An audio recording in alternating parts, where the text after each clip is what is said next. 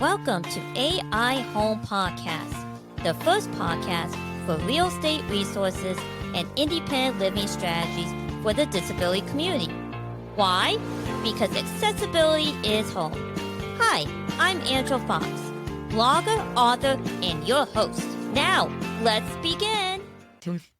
Okay, thank you everybody. Again, this is Angela Fox. I am sitting in my accessible bathroom because at horizontalhouses.com, we know accessibility to a home goes beyond the bathroom. So I want to thank you, the listening, for joining me today. And I have a fabulous guest, Lamont. Would you like to say hi and introduce yourself? Hello, family, my Wheel family. My name is Lamont McLeod, and I call myself the Wheeltor. I I, love that name. I am a real estate broker who utilizes a power wheelchair. Great. I'm going to call you the Wheeltor and not by your first name because I think that's just a perfect, what we Very, call disability forward thinking of really look, putting that in the front. And for those of you who will be joined by my new YouTube channel, and we might be visually impaired, I want to quickly just describe myself. I am a middle-aged woman, white woman with brown hair. I'm wearing a fabulous different color purple dress with a purple jacket on. I got my headphones and a speaker. Like I said, I'm in my accessible bathroom, and I have my favorite pen that I always wear that says "Keep Calm and Wheel On." And Wheel, would you like to describe yourself visually for those who might not be able to visually see us? absolutely. I am a 5'10", dark-skinned male with a full beard, and I just left the barbershop, so my haircut looks amazing. And you're wearing a orange shirt. Yes, I'm wearing an orange polo button down, 3 buttons to be exact, and it's not official unless you have the top button. All right. Okay. Good tip. Good tip. I love it. I love it. Wheeltor, I know that we met. I always like to tell people how we met because if Mhm. you're new to the disability community or you're a real estate agent or a housing developer and you want to connect to 25% of the population, I always Mhm. like to say how I connect with some who are members of the disability community. And I do Mhm. use first person language. Feel free if you have different languages, that's certainly acceptable as well. But Wheeltor, we met, I think it was on I have a lot of Facebook groups, and I think it was the United Spinal Injury Association. Was Yes, so what? Mhm. Yeah, it's a great organization. They have a USA chapter, a USA Facebook, and an international Mhm. one. I just participated in the Roll on Capitol Hill about 4 weeks ago, where we Mhm. advocated for preventive wheelchair maintenance. So that was one of the big things, and that happens every year with different topics. And so I always looking out for guests, but in this particular time, I saw you posting something within that group, and you were speaking about housing. Would you like to talk about that? Because I think that's a great way to kind of segue on what you do and why I want you to talk to my audience. I am very excited and very passionate about this very topic. And the event that I spoke at was accessible bodies. And I was very excited for this opportunity because I've spoken on so many different platforms, but I was always just an added addition to whatever the initial topic was. So in this particular segment, it was all about accessible home. It was all about access to accessible homes. It was about funding for accessible homes. And the 3 panelists, all 3 had limitations. I'm a quadriplegic. The gentleman to my immediate left, he was a para. And the other gentleman, I forget what his limitation was, but all 3 had limitations. So we had 3 different vantage points that we were able to speak on and our direct impact on housing. So it was a very good platform. I think for the first time, when I've had a speaking engagement, people really receive the message, because my biggest thing in that group was the fact that so many individuals don't understand a topic until it lands on their front door. That is absolutely so true. Was there anything specific about accessible housing that came up that you want to highlight with the audience? Because I'm sure I will have your information on the show notes, and there will be a blog so they can go to Mhm. that particular video that you posted on the Facebook group. And I was like, hey, you want to be on my podcast? But was there anything specific that was focused or something you want to highlight that was said? Yes, actually, the focal point was the lack of housing Okay. that's available, and the amount of money that you have to spend if you buy a home that's already built, and then you have to go back and you have to modify that property so you can live in it. So that was really the focal point: lack of accessible housing and the expense that it takes to take a home and make it suit your day-to-day quality of life. And I like how you said make it your home. And the reason Mhm. why I want to pick up on that is I did watch the video. And so there was a part when you said that when you travel and you Mhm. go to hotels, and I talk a lot about hotels as far as accessibility because it's really probably the most platform that people have some kind of experience with Mhm. accessibility as far as shelter goes. And so I talk a lot about it, and you did as well. And you said, when I go and visit a hotel, I think it was a hotel, you can say, I can always tell that an able bodied person designed it. Do you want to talk a little bit more about that? And now I have a follow up. Yes, actually, I'm going to say exactly what I said in that meeting. I said I'm always at war with the hospitality community. And reason being is hotels will say ADA accessible, but what is ADA accessible on paper versus reality is they will have grab bars in the bathroom, and they have a rolling shower. But when you enter into the room and the bed frame is bolted to the floor, if you're a quadriplegic and you don't have the upper body strength to transfer easily into a bed, what do you do? So more often than not, I have to fall in bed. Yeah. Yeah. And I really appreciate that kind of, you have to fall into it because it really Mhm. gives that kind of visualization that it's not really, it's there. You could get to the bed, but yeah, you do have to fall. For Yeah. me, I sit real low, so sometimes I have to like almost climb into the bed if it's too tall. But I want to follow up, like when you said at, at the speaking event, you were talking about things you will have to do to make it at home. And I think that is something that is sometimes missing in that when you're talking about accessibility, it can be based on more of a shelter and rather than a home. And I would love your perspective on that as a realtor. And the interesting point to that is, like I said, I'm not sure the price point of the area that you reside in, the DC area, but here in Georgia, especially in the metro Atlanta area, your median house price point is around $400,000 now. And that's on the lower end. So think about having to purchase a house at $400,000. And then you have to get that home modified to make it your home, to make it accessible to you. Then you're looking at another 100,000 plus to make that home accessible. So that is my issue with homes. And I'm always looking to have conversations with developers, architects, contractors, realtors, just to say, hey, if there are a certain amount of lots that are available for the disability community, then you could just build those homes, build them out the suit, because it's more than wheelchairs. You have hearing impaired, you have visually impaired.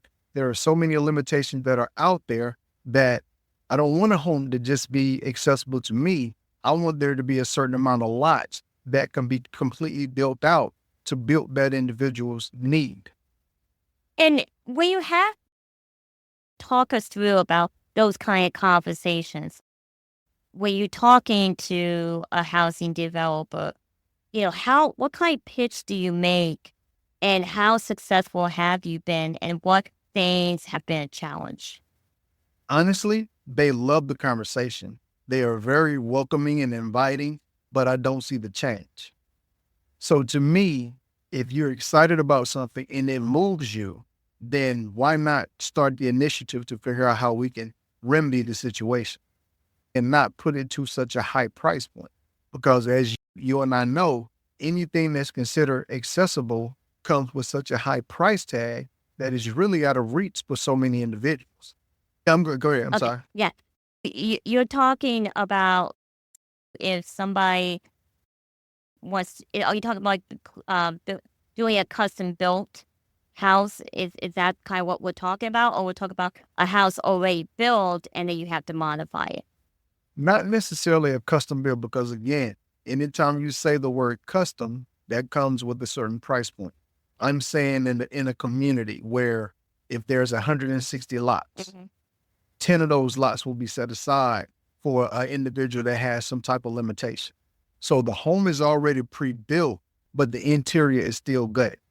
So now you can go in from that point and you can make that home whatever you need: wheelchair accessible, hearing, visual, or whatever, again, your limitation is. But it's already budgeted into the budget to where you're not starting at 500 and now going to 800.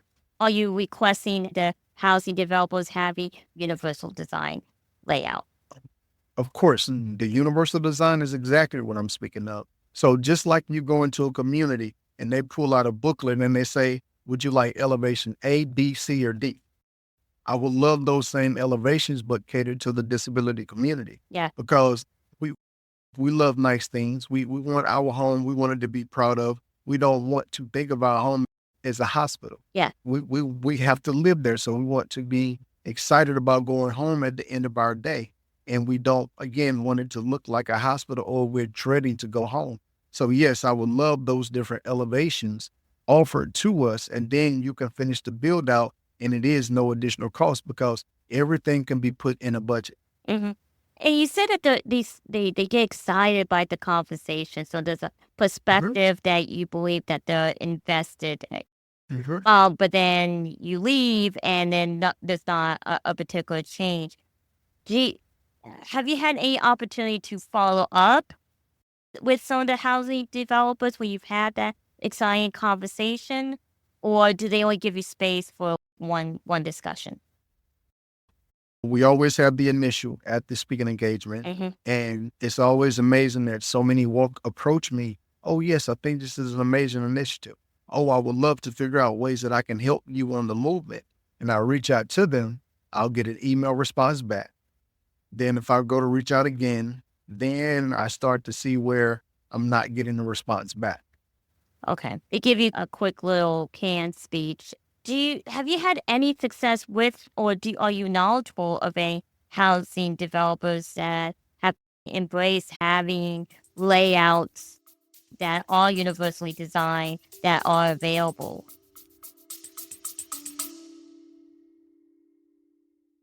And now a quick break from our sponsor.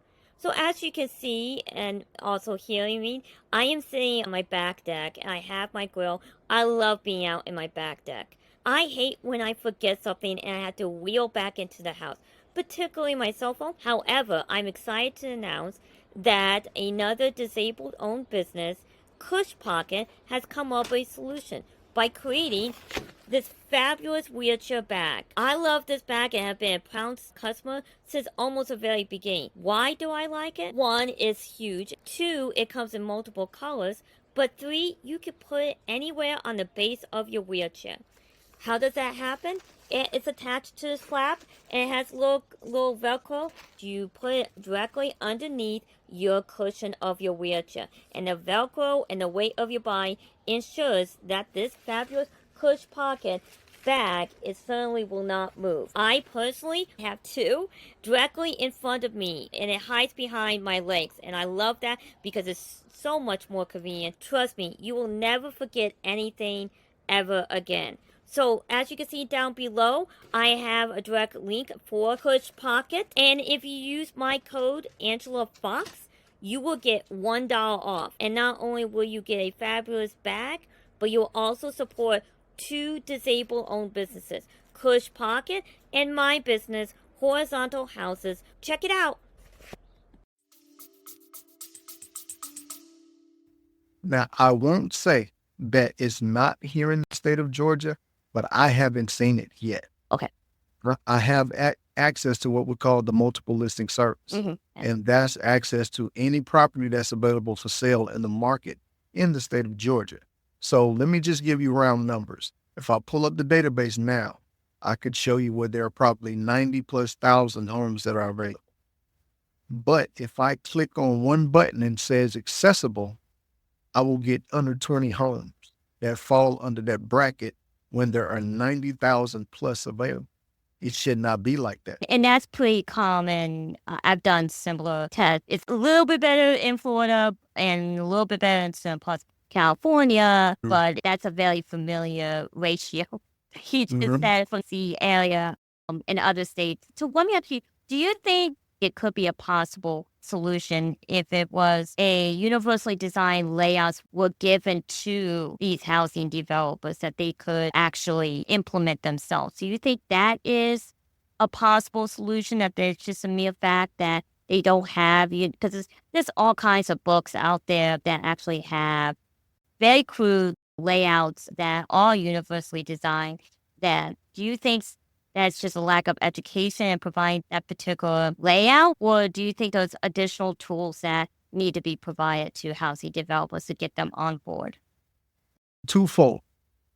I feel like first, it's about the dollar. I feel like they don't feel that it will be, the homes will sell. I feel like they think that these are the type of homes that would the last to sell, or they would have to finish out the deal and sell it to a traditional family.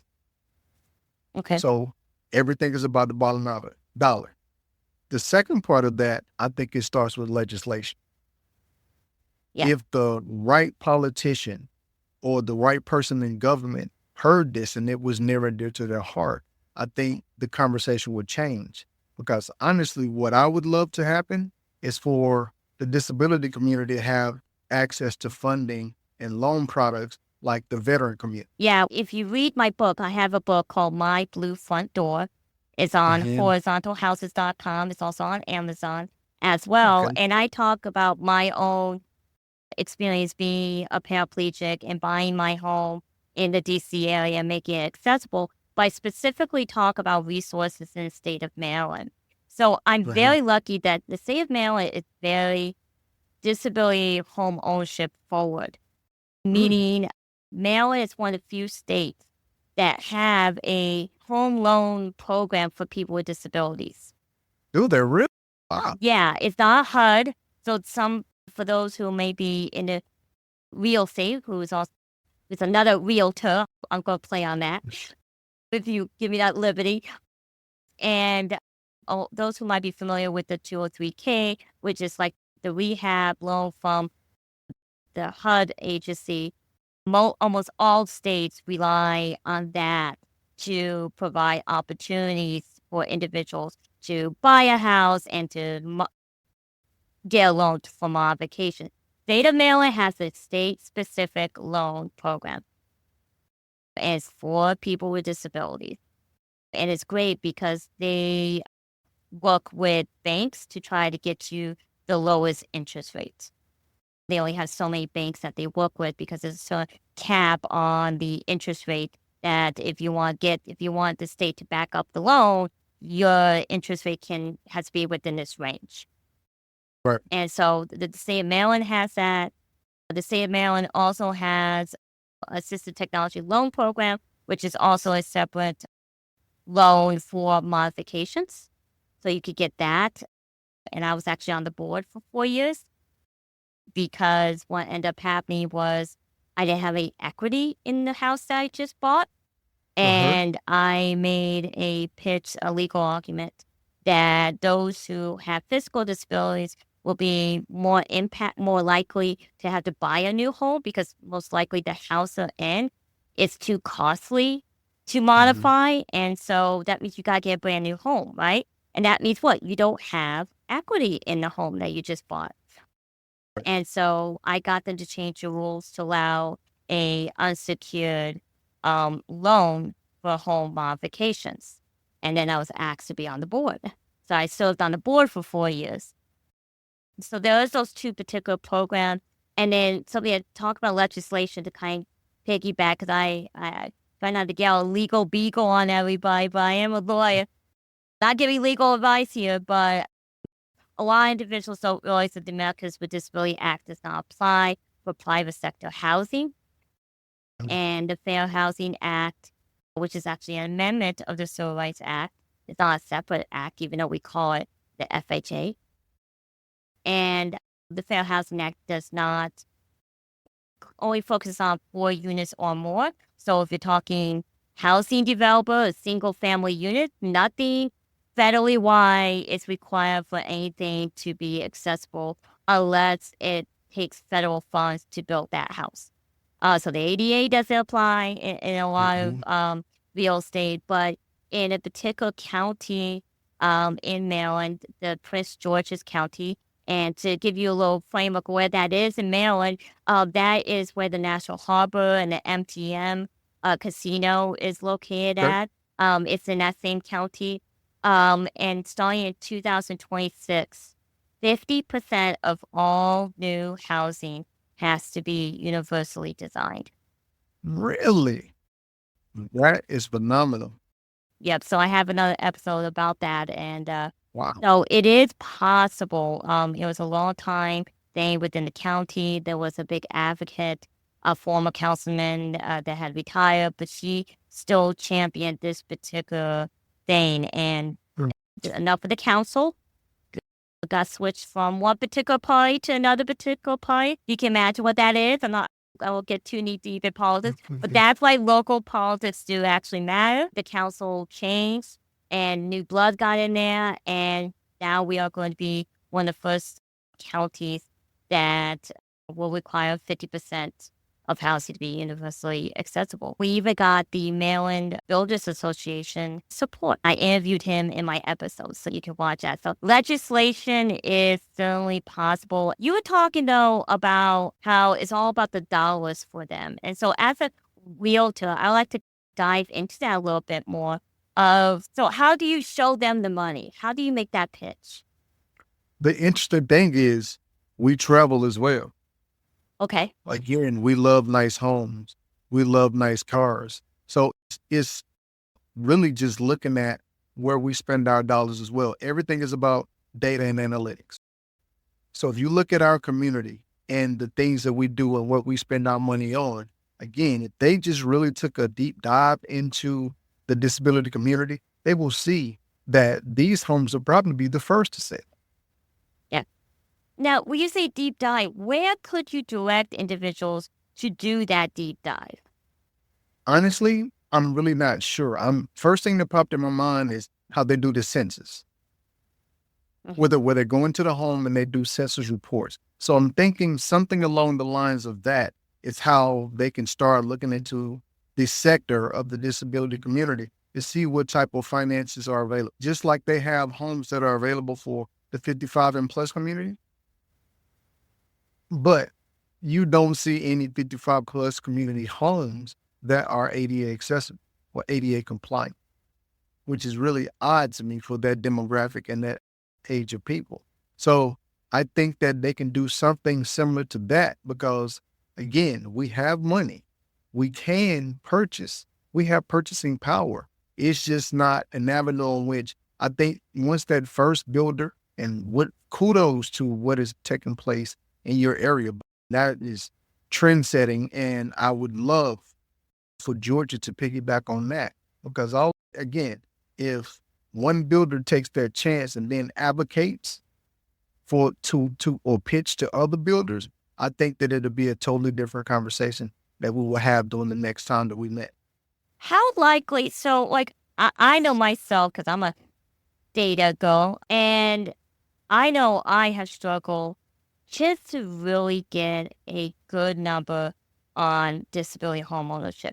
Because when Mhm. I look at some of the surveys that are out there, which is not a lot, what they do, what I call this like Reagan voodoo economics. And that what they do is they look at the senior population and see how many seniors in population own a home. There's all kinds of surveys. That's been a Mhm. very big document. I'm sure as a realtor, they're even picking up second homes now, the baby boomers. They're gobbling up real estate right now. And then, so they take, okay, how many seniors own home? And then they use the Census Bureau to find how many individuals are disabled who are senior citizens, and they do that ratio. That's Mhm. how that's the messaging. That's the data that is being produced. And it's alarming to me because you're just looking at seniors. And while seniors are one of the largest sub demographics within this community, you still have 95% of individuals that become disabled after their 27th birthday. How willing do you think that champion housing developer who happens to have those universally designed layouts for new development, how really are they able to share the data on that? Because I feel like even when you get champions, other than telling the story, it's still about showing you the money, and that's not really being relayed from my experience.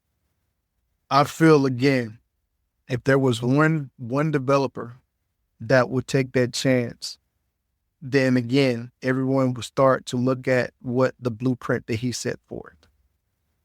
And once they look at the blueprint and they see how those homes sell and they see the price point in which they move, I think it'll be just like everything else. Others will begin to jump on board. All of the larger builders will begin to jump on board, and then it'll be something that will spread like wildfire, which is beautiful for us, but it's wow, it took this long because I'm always, again, I advocate for my disability community. I always say I'm the voice for the voiceless. So I really want to try to bridge that gap and say, look, if just one builder would take that chance, you will see the buying power of the disability community. Mhm. Speaking of being a voice for the voiceless, I want to hear your voice a little bit more. Meaning, tell me your story, how you became a realtor. Yes, sir. Interestingly enough, I've been in real estate since 2004. And interesting story on my real estate journey is I was in college for accounting. In my senior year in college, I was like, you know what? I am not a cubicle guy. I realized that I did not want to, and no, not to my cubicle community. I love you all. I just understood that was not the path for Lamont. And when I Mhm. decided to go into real estate, I knew again, senior year, getting closer to graduation, I said, you know what? I'm going to pivot. And that's what I did. So I knew that I could not go home and tell my parents that I dropped out of school. Yeah. I closed my first deal. I took the commission check to North Carolina and I said, hey, y'all, look at this. Also, I dropped out of college. So as you can imagine, it was a very interesting conversation. I did not think that I was going to make it, but thank God I am still here. Hmm. And my father was like, you know what? Give them a chance. Let's just see how this turns out. And fast forward 2010, I was in a car accident. To actually heading to my son, now 13 years old, I was heading to his last sonogram. His mother was 6 months pregnant with him, and I hydroplaned on Mm. Georgia 400 here in Atlanta. And truthfully, I did not know what my life was going to be after that point, because at that time, all three of my children, my daughters, my oldest was almost 4. My baby girl was 11 months old, 1 week Oh, shy of being 1 years old. And like I said, now I have a baby boy. So every father dreams of playing with their children. Dad's the fun, crazy, exciting dad. That's what I always look forward to. And when the car accident happened, all I kept thinking about was, wow, how was my relationship going to be with my children? I can't throw the football. I can't cheer with my daughters. a lot is going to change. So I was thankful. I shied away from a lot of opportunities with my oldest daughter. It was always something going on at school. Donuts with dad, something with dad. So I was thankful that my father would go with my oldest daughter because with her, she didn't mind who came as long as a family member showed up. But with my baby girl, so when she got old enough and had these same experiences, she said, Dad, I want you to come. So I was like, oh my God. And I was terrified because the last thing that I wanted was, because kids and people that drink are the most honest, brutal people in the world. Yes, they are. Yes, they are. So I was terrified. I was like, oh my God, if this goes wrong, then my kids are going to be picked on for their entire school career. But when I went down the hallway and turned in the room to my daughter's classroom, this little boy said, oh my God, whose father is that? My grandfather has a cool wheelchair like that. And he always takes me for a ride. I dropped my head and I was so excited that, and next thing I know, everybody ran around me. All the friends like, who's that? And my daughter said, that's my father. Yep. My heart literally almost fell out of my chest. And I stepped away from real estate for a few years after that because, again, so confused. What was the direction? How would the world perceive me trying to sell real estate from a chair? But life events happened. I ended up getting a divorce. And at that time, it was like, are you going to stay on the system or are you going to step up and work? And fortunate in this situation, my babies didn't care about a wheelchair. They like Nikes. So I said, you know what? I'm going to have to go back to work. And same scenario, I was so apprehensive about that very first client that I took. But what I did is I did so much work up front, the research of the house, making sure that every need was met in their checklist. And so when I met them, they were like, oh my God, I had no idea that you were in a wheelchair. And I said, I did not want to proceed with, hey, I'm in a wheelchair because I didn't want to give you an out to not give me an opportunity to at least see what I'm capable of doing. So when they met me and they were wild at the work that I already done and then we closed that deal, the rest has been history. Even from the chair, I was a multi-million-dollar producer.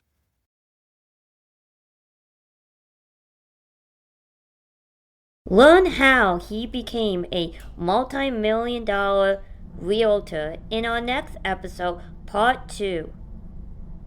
Rentalhouses.com is the hub for all things related to disability home ownership. You will find my blog, this podcast, my book, and how my consulting services can help real estate agents or housing developers market and tap into the largest minority group, the disability community. Please help me continue this exploration of disability home ownership by connecting through my Facebook page. Remember, sharing our collective experiences will allow us each to lower the kitchen sink but raise the bar for disability home ownership. Thank you so much, and let's expand the Wheeltor experience to everyone. Thank you.